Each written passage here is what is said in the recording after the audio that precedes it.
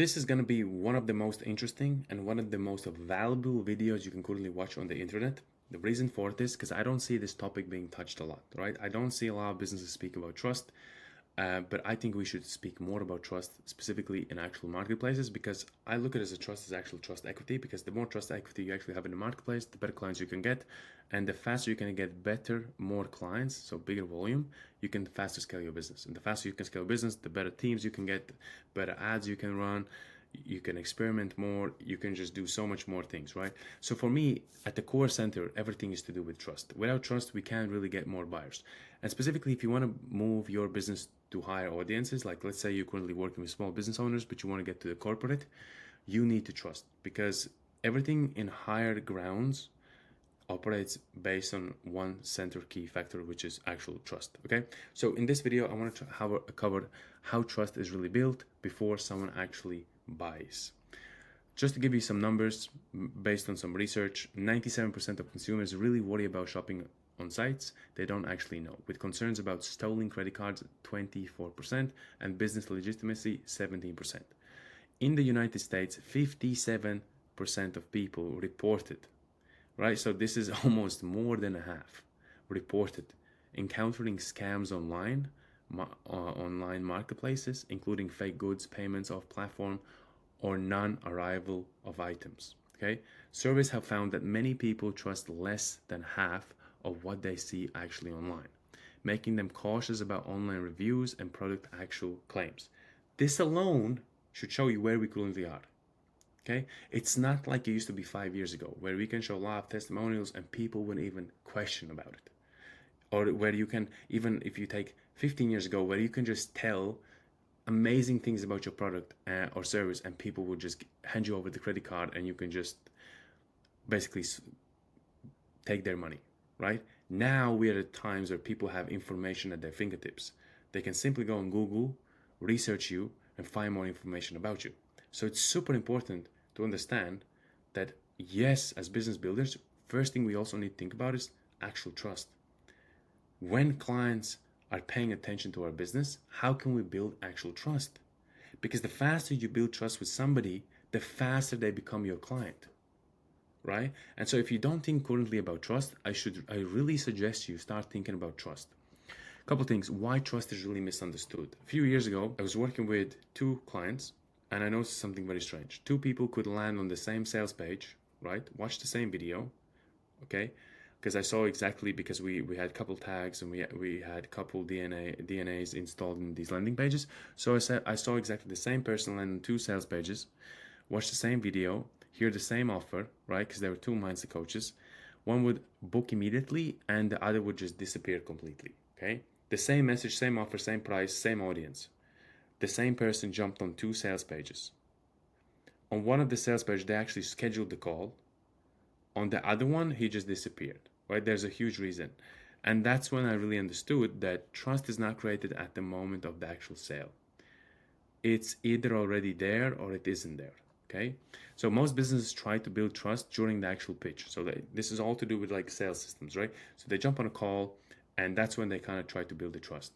So they do the little small talk, they go into the intro frame, they kind of getting like, hey, what motivates you to get on a call? After like, so based on what I'm currently hearing, you are here because of XYZ. Now let me ask you, like, what's currently happening in your business? And they're kind of trying to build that trust there, right? And some of you may have a great sales framework. You have a great sales framework, right? You have a framework, you have your tie downs, you have your current state, desired state, the gap state, the actual problem. You know how to do all these states, right? But at the end of the day, it's not really how well you do on the call. It matters what happened way before the call, way before they actually decided to book in that call. And what happened once they booked in that call. Because once you book in a call, you are also having second thoughts. It's not like they booked in the call and they thought all the great thoughts about you.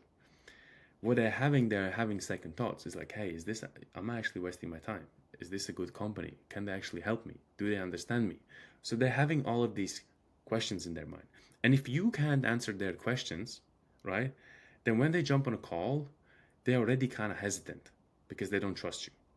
But if you can answer and put their mind to rest before they actually hop onto that call. Let's say they're booking a call, and you can put all their questions to rest before on the call. When they jump on a call, they're more to actually confirm the sale with you. And the objections, even if they have objections, they're going to be very soft objections. So, for example, before a couple of years when I started my first business, I would get objections like, hey, you know what, like the price is not where I actually want it to be, it's too expensive, I currently really don't know, I can't decide because I need more time to think about it. Two, I actually went to more actual objections being like, hey, I'm currently kind of 1 week doing something, so I wouldn't be available for 1 week, but I can 100% commit to after that week. What can we do about it? Or can you just walk me through this because I didn't really understood it. Everything else makes sense, but if you can just walk me through this, or like, hey, can you send me the contract? These would be the like couple objections. Yes, no, an odd time you may get like I need to think about it and things, but most of all, you will not get so many hard objections if your actual qualification process, pre-qualification process, and nurturing process is in place. If that's in place before they jump on a call, they should be ready to do business with you. If you don't have that right now, you should really think about it. Think about what is the actual process that your actual client goes through once they book in a call, or even before they book in a call. What is the process, right? And is that process nurturing them? Is it guiding them? Is it helping them to understand what the process will look like? Is it giving them more clarity? And if the answer is no, then you really have a weak system, and you're probably not building that trust with them. Okay. So trust is not created at the moment of the sale. It's either already there or it isn't. Most businesses try to build trust during the actual pitch, which most of the times does not even work. But buying decisions are made long before that. I told you they are long before that. This video, what I'm about to say, will change how you actually see trust, because I want you to think of trust as actual trust equity. How fast you can build that equity with them. Right? They're booking a call, how fast we can get that, how fast we can actually build trust with them. They schedule that call, what is the next steps I need to do to nurture them so I can make sure when they jump on a call, they understand what the process actually is, and it's just to making actual decision. Most companies, when they come to our agency, it's like I look at the actual sales process, there's no nurturing part. There's no pre-qualification part sometimes. And I'm like, so you're making 10K and you have some volume of leads coming in, but most of them are coming in unqualified. When they come on, you need to be discounting because they're not really convinced about the service. This all is only happening for one reason. You do not have trust equity in the marketplace. And in order for you to build trust equity, you need to provide something to the marketplace in order for marketplace to reward you with actual trust equity. Okay? Let that settle for you a little bit. So, what trust is not, right? So this is not fancy branding, polished websites, long testimonials, hype on confidence, and persuasion tricks. Those things can support trust, but they don't actually create it, right? Super important. Yes, long testimonials, great. It can support trust. Yes, it could work. But a long testimonial right now at this point where we are, right? We are in 2026. Long testimonials just show that, hey, this worked for person X and potentially could work for person Y and also could potentially work for you. But it does not mean that, yes, because it worked for them, it will 100% work for you. And right now, people understand that. Because before, many years ago, you showed them testimonials, you showed your buyers testimonials, and they'd be like, hey, that's going to work for me 100%. There's no shadow of a doubt it's not going to work for me. And they just went along with it.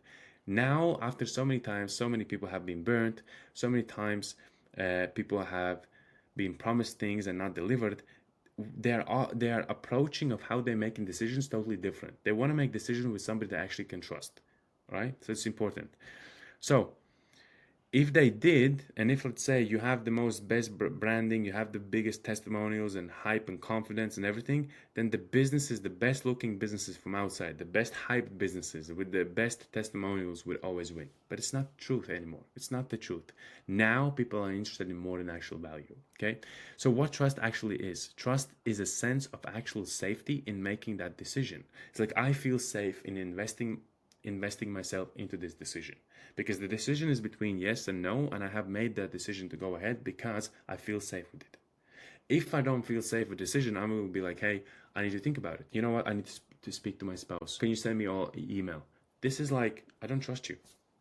And that's what it really means. Why would somebody jump on a call, go through 45 minutes, what you just like, I don't know, is it 30 minutes your call or 45 minutes? But why would somebody do 30 or 45 minutes go through the entire call, just at the end tell you to send an email, or then they need to think about what there is to think about if that 45-minute call was all about making sure that they can make a decision at the end.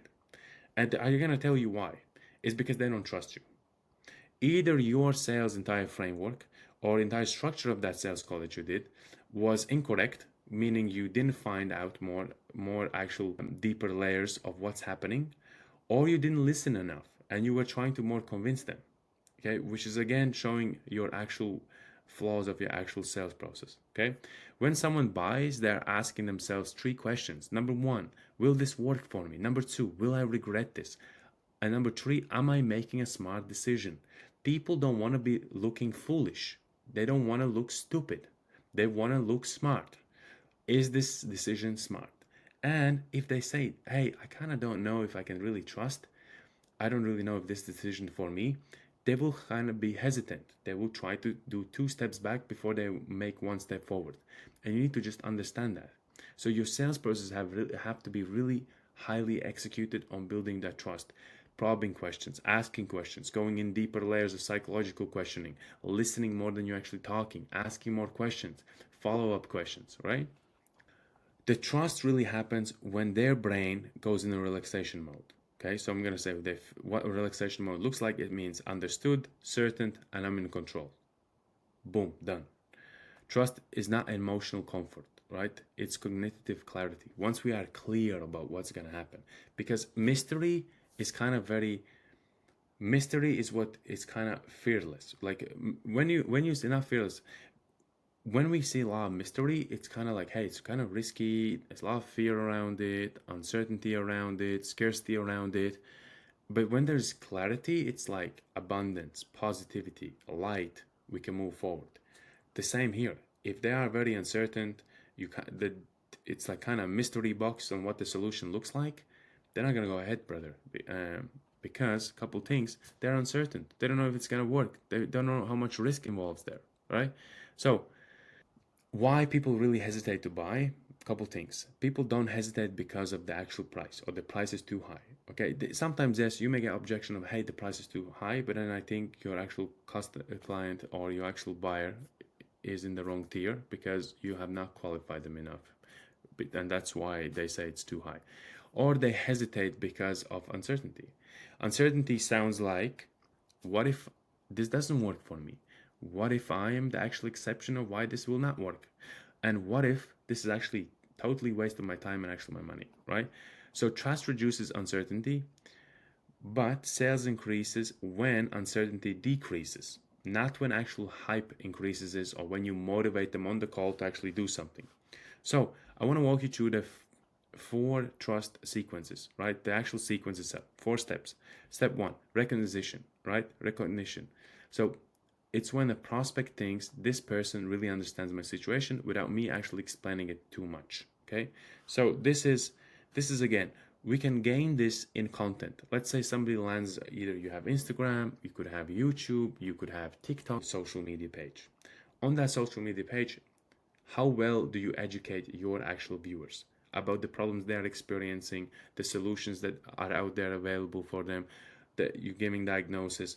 Once they watch your content, they're like, hey, he really understands me. Like, that's where I am currently. That's what gives them the recognition. Okay, like, hey, this person understands my situation without me actually explaining it, because I watch your content, I understand you. It's the same when you go to the doctor, right? Somebody will say, hey, I really feel pain in my back, and the doctor maybe touch a few points. You'd be like, hey, it really feels there, I'm really feeling it, it's like kind of intense there. Then they kind of go into really explaining you what has happened, educating you a little bit, maybe taking an x-ray, educating you more, and then kind of providing you with a prescription or the guidelines to how to overcome that back pain. Okay, this is where you like, hey, the reason I go into the doctor because he understands my situation, he will understand my situation better than I do. Okay, this is why we go to doctors, and this is why also, if you're a mindset coach, somebody will go to you because they expect you to be as an actual doctor, and you can only showcase that when you have something to actually show them. Then obviously the next one is resonance. Happens when the problem finally makes sense, not emotionally but actually logically. Relief removes self-blame and replaces it with actual control. And then actually the reason is when buying feels like the safest and the most logical next step. Okay, so just to zoom in more, right, into step one, recognition. So that means they understand my situation better than I do. I gave you example of a doctor. This is why generic messaging usually fails. Okay, when someone hears their exact problem described, what exactly is happening in their language, their brain says, "This person really understands me. I can trust them." So you don't need to really pitch them because they know that you understand them. Okay. Step two, resonance, right? So resonance happens when your explanation matches their lived experience. When you explain them things that they are experiencing, they'll be like, yeah, that's what exactly I'm experiencing. So you're kind of hitting the nail on the actual head. Two, you name the real problem, not the actual surface problem. So not like only what's the problem, but also the emotional impact of that problem. Then we get into a couple examples when speaking with the prospects. So like you don't want to say you need more leads, but what you want to say is like your lead flow is unpredictable, which keeps you anxious and actually reactive. So you're providing more to just like saying, hey, you need more leads. It's like, hey, your leads feel unpredictable. This is why you feel X, and this is why we can do Y, or this is why you feel X and Y, and this is why to get you to where you want, we need to do A, B, C. Okay? So resonance creates emotional alignment. This is where people start to lean in and start to listen to you. And then we get into relief, right? Relief happens when someone realizes the problem is actually solvable. Many times I have a coach consultant comes to me and they say, hey, I have tried so many things and I don't know if I can really solve this. And then we walk them through this process. We are very clear on what it is. We also give them logic. We give them predictability of what actually everything looks. And they have no shadow of a doubt that that's the solution for them. Okay. Obviously, before there's a lot of sequences that we include, like nurturing them as well. Couple things. The relief happens when someone realizes the problem is solvable, not with actual hope, with actual structure. You have a structure, you have a process in place that actually does that. And then the relief comes from clarity, process, logic, and predictability. Okay. And then again, relief builds trust faster than motivation ever could, right? Sometimes I hear, and I have seen many times, you get a salesperson jumps on a call with the prospect, and salesperson is trying to actually motivate the prospect to make that decision, which will never work, because you need to build trust first before the actual motivating somebody to make that decision. Because sometimes, yes, it could be a motivation that there's a lot of things missing, and you kind of need to motivate them to put the right puzzles in the right pieces together to show them that, hey, what you actually need is currently a strong motivation to make that action. Okay, because sometimes there is procrastination also involved, and it could be mentally to do, but trust will build that faster than actual motivation in making that decision. Okay, moving on to step 4, reason. Right, reason answers, why does this make sense now? Okay, this will again goes again together with the cost of inaction, cost of not doing anything. So people need clear next steps, believable path, and decision frame that feels safe. Reason turns trust into actual action, right? Once they have a reason, once they have a good reason of why this needs to be done right now, we cannot hold back because there's a huge cost of inaction if nothing happens.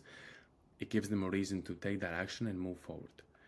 And this is where buying actually happens. So why most businesses break trust without actually realizing it? A couple things. Maybe you already have seen this pattern happening with you. Maybe you can see this. You're pitching too early, right? So you're not even trying to analyze the problem. You're not really trying to listen. You don't have even questions. You haven't gone into framework. You don't have really a structure, and you're kind of into a pitch mode.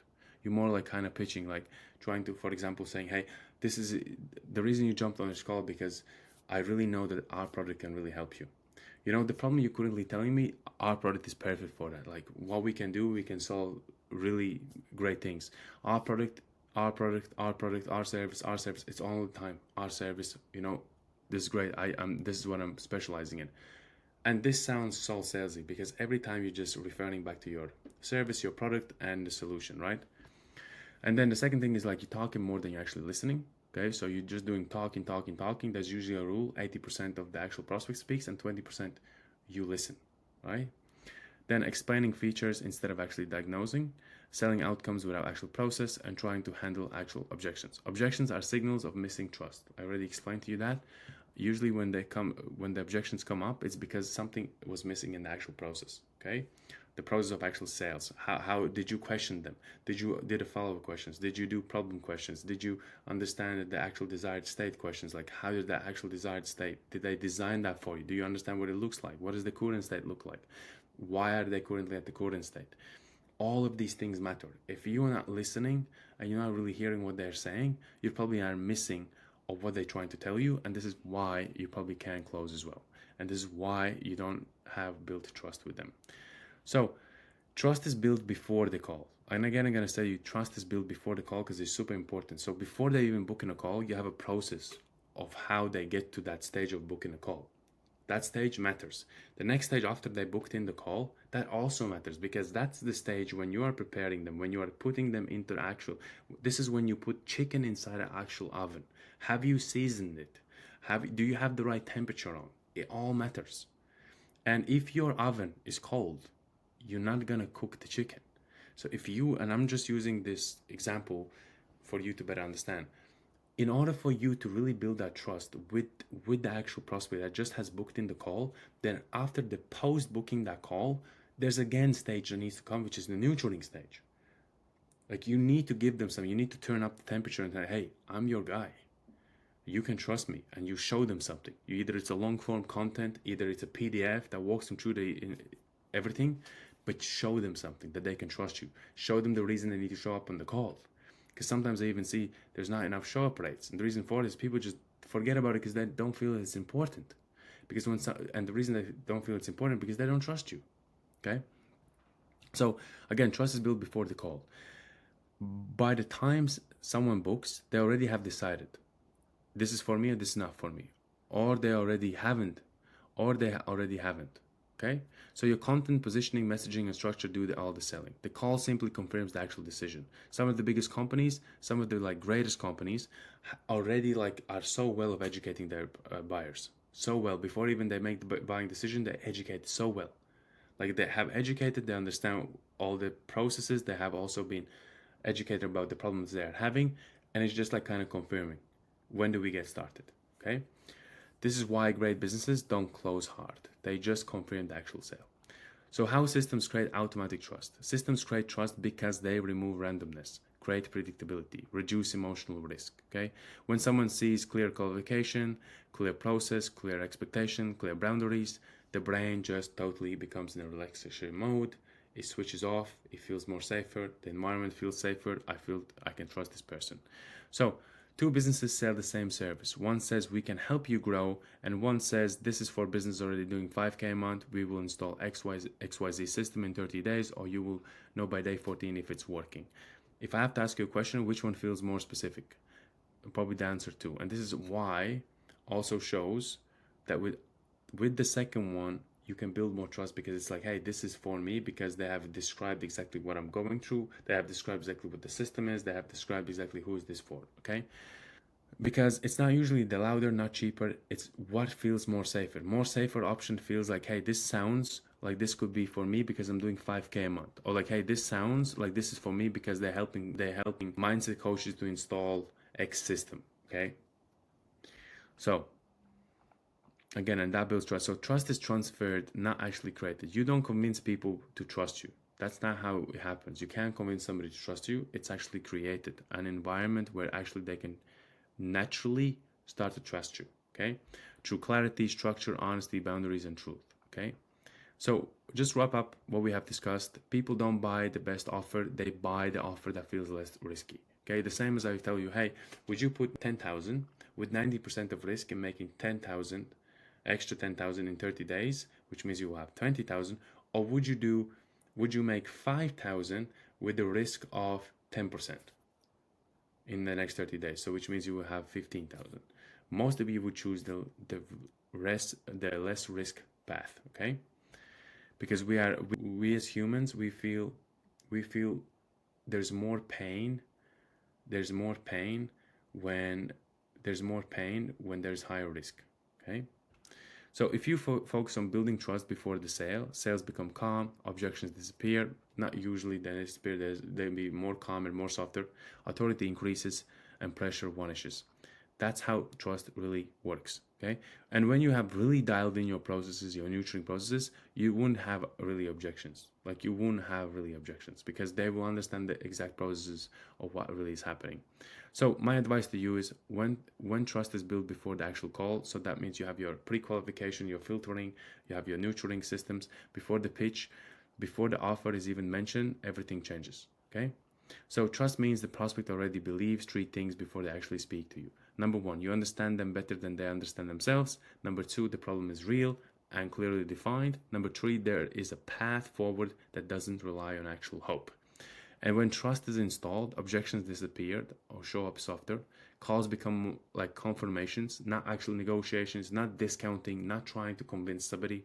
Prospects ask better questions to you as well. Price feels logical, not emotional. You stop convincing and start confirming, and decisions happen faster and actually cleaner as well. So somebody's not going to tell you, hey, send me an email after 45 or 30 minutes explaining them exactly what you do. Nobody's going to ask you to send an email. Nobody's going to tell you, hey, can we schedule another call and I'm going to let you know on the next call, or give me a week to decide. Nobody's going to say that. Because the reason they decided to jump on a call is to make that decision there and now. That was the decision to make. Just to be polite, they jumped on a call, and if you haven't built that trust, then it's like, hey, this is not for me. So the call shifts from convince me this will work, you go to help me understand how this is exactly gonna work. Okay. If your sales calls feel heavy, tense, almost like you are arguing, the issue is rarely the actual closer. It's that the trust wasn't built before the conversation actually started. So if you fix your upstream systems, and the systems will close themselves as well. Okay. If you fix your like if you look at the actual process, okay, we have the recognition, we have the resonance, we have the relief, and we have the reason. You need to include these all stages inside of your process. So this means, actually, we're gonna build this out somewhere here. So let's say first one, so you maybe have an ad, or let's say you have an email, or let's say you have content. Okay. After that, content will be different because content, that means it's organically coming in and they already trust you. But let's say you have your ad or email or even cold outreach, right?